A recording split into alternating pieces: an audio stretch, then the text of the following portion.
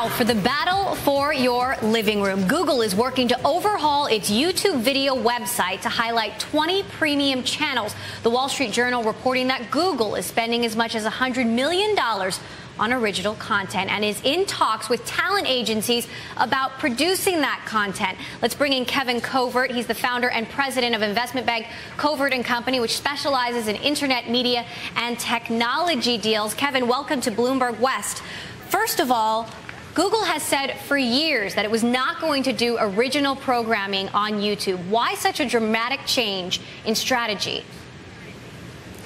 Well, in some ways it's dramatic, but some ways it's not.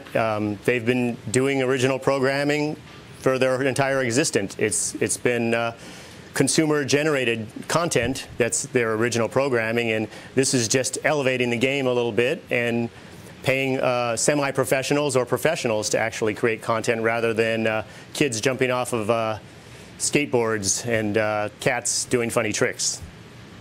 So how does Google doing this impact the landscape of video streaming competitors? Well, as you mentioned, there's a battle going on for the living room. It's a war, and it's in every consumer household. Media companies, the cable companies, online companies like Hulu and Netflix and YouTube, they're all trying to get that consumer eye share of the living room and take control of your TV as the TV becomes connected to the internet. And so Google needs two things. They need better quality content than the simple user-generated content that they've made their existence on up until now. And they need more advertiser dollars. And advertisers only want to advertise against premium, high-quality professional content. So this allows them to create channels. Sorry. In terms of Dish Networks winning the auction for Blockbuster, what do you think Dish Networks plans to do with a bankrupt company? Well, Dish needs more subscribers. So how can they get more subscribers? They can use the Blockbuster retail channels to drive, anyone who's going in to rent a Blockbuster movie is potentially interested in subscribing to cable and watching movies on their TV. So this is one way to drive traffic from the retail locations to their subscriber base. They also, Dish needs to be relevant in the online world. So some of the streaming technologies that Blockbuster has will enable Dish to be more like Netflix. And some of the mail order type of business that Blockbuster has will enable Dish to do more like a Netflix offering. And then they can also do a kiosk, use some of the kiosk initiatives at Blockbuster to do more like a Redbox offering. So do you think Dish could become a formidable, legitimate Netflix competitor?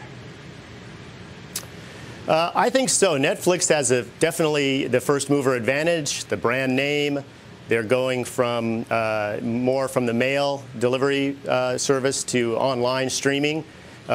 Dish has a pretty big audience, and I think a lot of players, whether it's Google, Amazon, Dish, are trying to go after those streaming clients that Netflix currently has. So I think Dish does have a big enough base to make a go at it. Now, Dish has said it plans to keep Blockbuster's 1,700 retail stores open. What do they actually plan to do with those, though? I mean, how does that fit into the grand plan? Yeah, I think just kind of the way I mentioned, I think it's more of a feeder to their subscription business. How can we get these folks that are still going into the retail stores to subscribe to Dish? Eventually, however, I believe that those stores will all be shut down someday. Dish's CEO Charlie Ergen has been making a number of seemingly coordinated moves to get deeper into this video streaming business. What do you think his master plan is?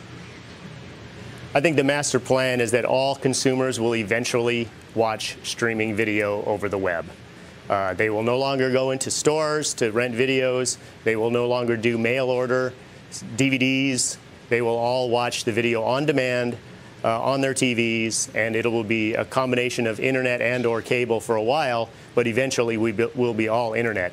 And the cable companies and satellite providers like Dish realize that that's going to happen. It's going to take some time, maybe 5, 10, 15 years, but eventually will happen, and they want to be relevant in that world.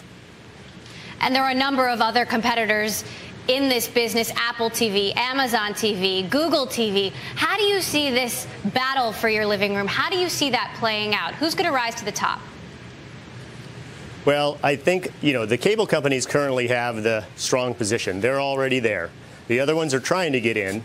And I think, Google is interesting. I just think it's still a niche player. Google is an engineering company, not a media company. Just keep that in mind.